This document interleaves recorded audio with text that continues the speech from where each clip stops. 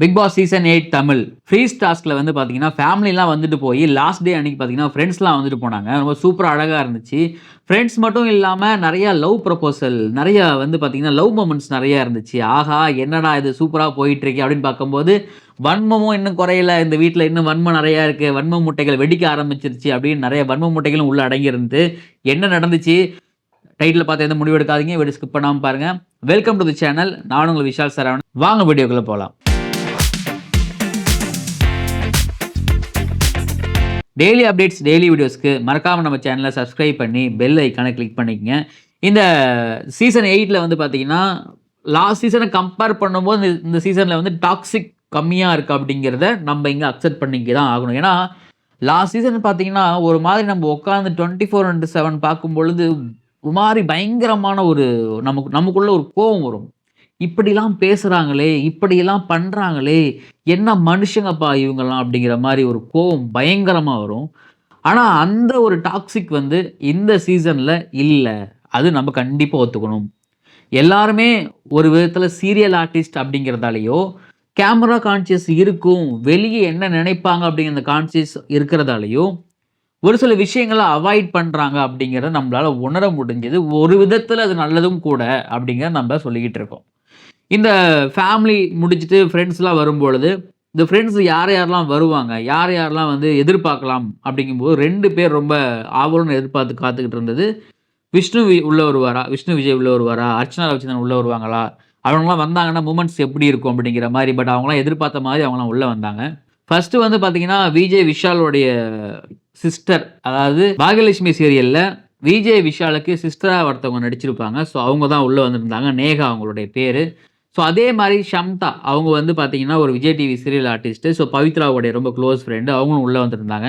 So அவங்க 2 பேரும் உள்ள வந்துட்டு ஒரு சூப்பரா அழகா 2 விஷயத்த உடைச்சாங்க. அது ரொம்ப புடிச்சிருந்தது. அவங்க ஃப்ரெண்ட்ஸா ஃபேமிலி கூட இந்த விஷயத்த உடைக்கல. ஆனா ஃப்ரெண்ட்ஸ் வந்து உடைச்சது, அது வந்து தேவைப்பட்டுச்சு. அஸ் ஆடியன்ஸா, அஸ் பிக் பாஸ் ஃபேன்ஸா நமக்கு அந்த விஷயங்கள்லாம் தேவைப்பட்டுச்சு. விஷால் மேல நமக்கு என்ன முரண்பாடு இருந்துச்சுன்னா, அவரு வந்து அந்த ஃபர்ஸ்ட்டு டைம்ல சௌந்தர்யாவ பண்ண அந்த பாடி ஷேமிங், அவங்க பண்ண அந்த தே தேவையில்லாத விஷயங்கள் எல்லாத்தையுமே விஜய் சேதுபதி கேட்கும்போது கூட அதுக்கப்புறம் அவர் தப்ப உணரல. நான் பார்த்தத சொல்லிட்டேன், பார்த்து சொல்லல அப்படிங்கிற மாரி ஒரு காமெடி நோட்டாவே எடுத்துக்கிட்டு இருந்தாரு. அத வந்து அந்த பொண்ணு உடைச்சாங்க. நீ என்ன வேணா பார்த்துருக்கலாம். விஷால்ட்ட அந்த பொண்ணு சொல்றாங்க, "நீ என்ன வேணா பார்த்துருக்கலாம். ஆனா வெளியில பார்க்குறவங்களுக்கு அது ரொம்ப, ரொம்ப, ரொம்ப தப்பா தெரியுது. நீ அத சம்மந்தப்பட்டவங்கள்ட்ட போய் நீ அத சொல்லி சாரி கேட்டியா?" அப்படின்னு கேட்கும்போது, "இல்ல" அப்படிங்கிறாரு. ஸோ அத வந்து அந்த இடத்துல நடந்தாங்க. சௌந்தர்யா கூப்ட்டு, "இந்த மாரி நான் இப்படிலாம் நடந்துச்சு, இப்படிலாம் பண்ணேன். என்ன மன்னிச்சிடு" சாரி கேட்குறாங்க. சௌந்தர்யா அத வந்து ஸ்போர்ட்டிவா எடுத்துக்கிட்டு, "பரவாயில்லடா, அதெல்லாம் பிரச்சனை இல்ல" அப்படின்னு சொல்லிட்டு போனாங்க. இதுதான் நம்ம எதிர்பார்த்ததும் கூட. இதான் நம்ப தேவைப்பட்டதும் கூட. விஜய் சேதுபதி இது பண்ணுவார்ன்னு நம்ம எதிர்பார்த்தோம். ஆனா, இத வந்து நேகா வந்து பண்ணது ரொம்ப ரொம்ப சூப்பரா இருந்துச்சு. அதே மாரி நெறைய விஷயங்கள நேகா போட்டு உடைச்சாங்க. தர்ஷிகாவோட விஷயத்த போட்டு உடைச்சாங்க. "தர்ஷிகாவுக்கு நீங்க ஒரு ஹோப் குடுத்துருக்க. அந்த ஹோப் தான் அவங்கள ஹர்ட் பண்ணியிருக்கு." அப்படிங்கும்போது விஷால் அடிச்சு சொல்றாரு, "நான் வந்து அவங்கள்ட்ட கன்ஃபார்மா சொல்லிட்டேன். எனக்குள்ள எந்த ஃபீலிங்ஸும் அந்த மாரி கிடையாது. நீ ஒரு நல்ல ஃப்ரெண்ட்." அப்படிங்கிற மாரி. பட் தர்ஷிகாவே ஒரு ஒரு விதத்தில வந்து பார்த்தீங்கன்னா, அவங்க கொஞ்சம் ஓவர் ஆயிட்டாங்க.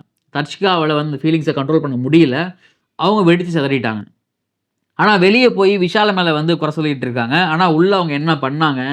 அவனே அதாவது விஷாலே விலகி விலகி போனாலும், இவங்க வந்து விடுற மாரி தெரியல அப்படிங்கிற மாரி தான் அந்த இருந்துச்சு.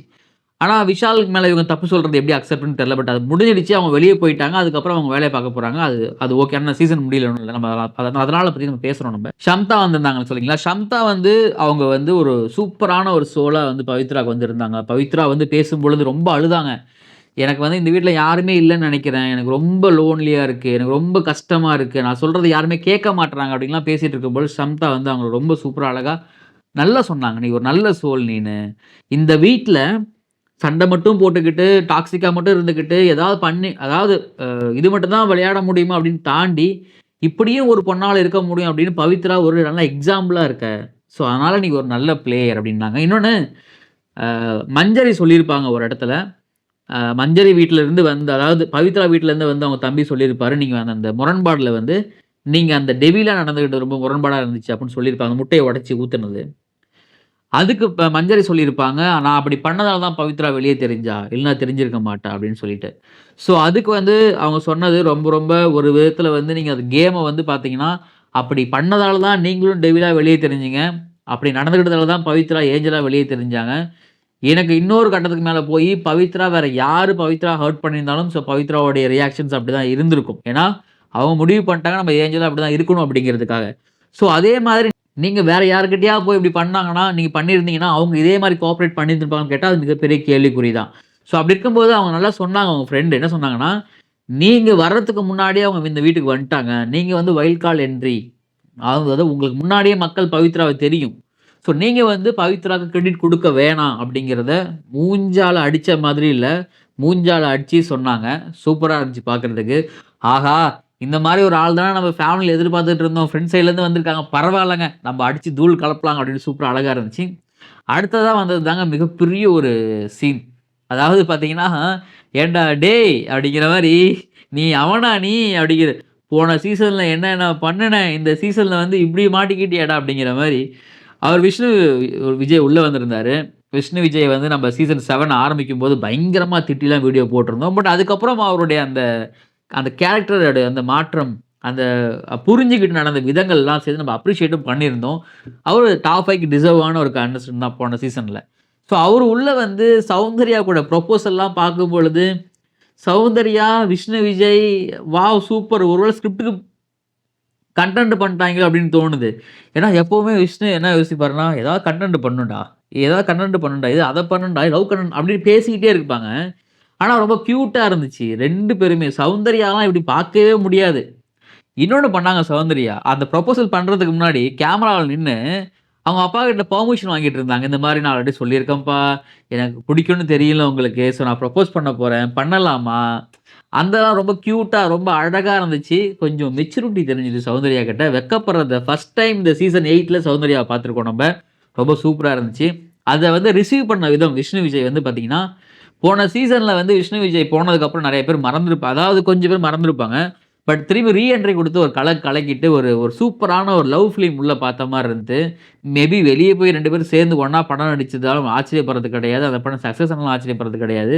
அவ்ளோ அழகா கெமிஸ்ட்ரி, அவ்ளோ அழகா விஷயங்கள் எல்லாம் பண்ணியிருந்தாங்க. அதுக்கப்புறம் விஷ்ணு விஜயோட அப்ரோச் எனக்கு ரொம்ப சூப்பரா அழகா பிடிச்சிருந்தது. என்னன்னா, இப்ப நீங்க இந்த இவ்வளோ நாள் நீங்க இதுக்கப்புறம் நீங்க கேம் விளையாட போறேன்னு உங்க வீட்ல சொல்றீங்க. ஆனா ஆக்சுவலா உங்க கேம் முடிஞ்சிருச்சு. உங்க கேம் இஸ் ஆஃப் அவுட் அவ்வளோதான். இவ்வளவு நாள் நீங்க என்ன பண்ணீங்களோ அதான் உங்க கேம். இதுக்கப்புறம் நீங்க யோசிக்கிறதெல்லாம் பண்ணவே முடியாது. இந்த 2 வாரத்துல என்ன நடக்குமோ அதுதான் நடக்கும். அதனால ஒரு சில விஷயங்கள் எல்லாம் நீங்க இங்க ஆரம்பிக்கிற விஷயங்கள இங்கேயே முடிச்சிடுங்க. இங்கேயே அதுக்கு வந்து முற்றுப்புள்ளி வச்சுருங்க. ஃபுல் ஸ்டாப் வச்சு வெளிய கொண்டுட்டு போகாதீங்க.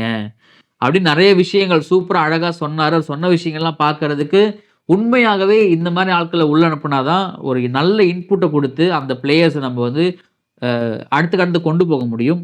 விஷ்ணுவுடைய அந்த எல்லாமே சூப்பரா அழகா பண்ணியிருந்தாரு. அதுக்கப்புறம் ரொம்ப ஆவலுன்னு எதிர்பார்த்து நான்லாம் ரொம்ப ஆவலா எதிர்பார்த்துட்டு இருந்தேன்ப்பா. அர்ச்சனா உள்ள வந்திருந்தாங்க. அர்ச்சனாவும் ஈரோடு மகேஷ் 2 பேரும் ஒண்ணா உள்ள வந்திருந்தாங்க. ஈரோடு மகேஷ் வந்து அந்த தமிழ் பேச்சு எங்கள் மூச்சு அப்படிங்கிறதுக்காக பார்த்தீங்கன்னா, ஜட்ஜா இருந்திருப்பாரு. அந்த ஷோவுல வந்து கனெக்ட் யாருக்குன்னா, முத்துக்குமரனுக்கும் மஞ்சரிக்கும் கனெக்ட்.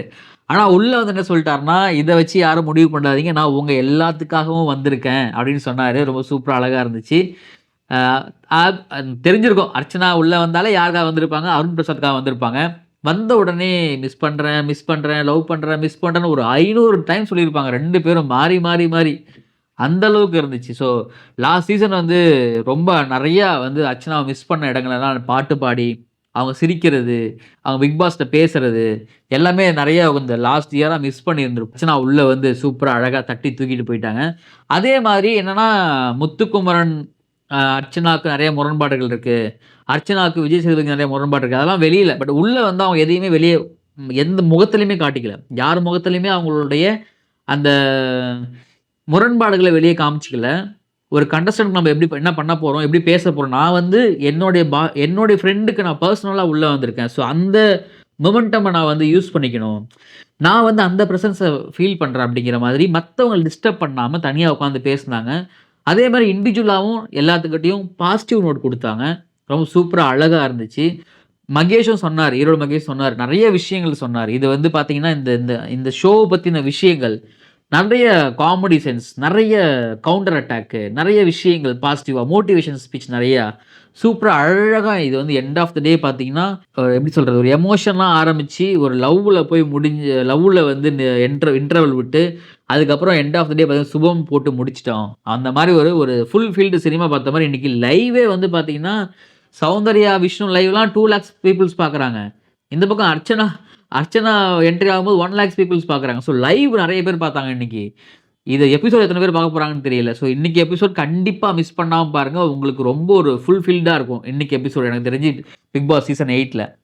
அப்ப கடைசியா ஒண்ணு வரணும்னீங்களா? இந்த வன்மம் அப்படிங்கிறது வந்து பார்த்தீங்கன்னா, நெறைய இடத்துல வந்து அந்த ஃபேமிலி வந்துட்டு போனதுக்கப்புறம் கொஞ்சம் கொஞ்சம் வெளியில வந்திருக்கு. முக்கியமா ஜாக்லின், மஞ்சரி ஸோ இவங்களுடைய அந்த வன்மம் வந்து வெளிய வந்துகிட்டே இருக்கு. அங்க தெரியுது.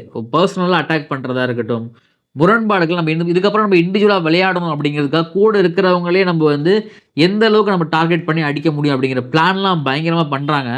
ஸோ அவங்க பிளான்லாம் ஒர்க் அவுட் ஆகுமா, ஆகுமான்னு தெரியல. ஸோ அந்த பிளானு அவங்க என்னென்ன வந்து வன்மங்களா வந்து கன்வே பண்ணிக்கிறாங்க, எந்தெந்த விஷயங்கள வந்து வன்மமா எடுத்துட்டு போறாங்க அப்படிங்கிற வீடியோ உங்களுக்கு வேணும்னா, நான் டீட்டெயில்டா குடுக்குறேன். அதுக்கு நீங்க கமெண்ட்ல அந்த வன்மம் வீடியோ வேணும்னு கமெண்ட்ல பதிவு பண்ணுங்க. நான் கண்டிப்பா நான் அத குடுத்துருவேன் நானு. எந்த மாற்றமும் கிடையாது. ஸோ இந்த வீடியோ பத்தி கருத்துக்கள் வந்த ஃப்ரெண்ட்ஸ் குரூப்ல எந்த ஃப்ரெண்ட்ஸ் குரூப் உங்களுக்கு புடிச்சிருந்து, யாருடைய ஃப்ரெண்ட் வருவாங்கன்னு எதிர்பார்த்தீங்க, யார மிஸ் பண்றீங்க அப்படிங்கிற கருத்துக்கள் கமெண்ட்ல பதிவு பண்ணுங்க. இந்த வீடியோ புடிச்சிருந்தா உங்க ஃப்ரெண்ட்ஸ்க்கு ஷேர் பண்ணுங்க, லைக் பண்ணுங்க. மறக்காம நம்ம சேனல சப்ஸ்கிரைப் பண்ணி பெல் ஐகான் கிளிக் பண்ணுங்க. நானும் விஷால் சரவணன். நன்றி, வணக்கம்.